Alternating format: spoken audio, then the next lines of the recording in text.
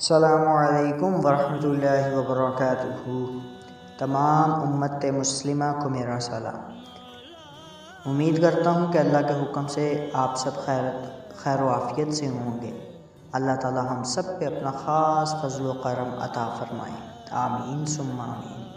آج آپ کے ساتھ ایک حدیث مبارکہ شیئر کریں گے جو کہ بخاری شریف سے ہم نے لی ہے، جس کا ریفرنس نمبر 2442 ہے کہ رسول اللہ صلی اللہ تعالی علیہ وسلم فرماتے ہیں، جس نے کسی مسلمان کی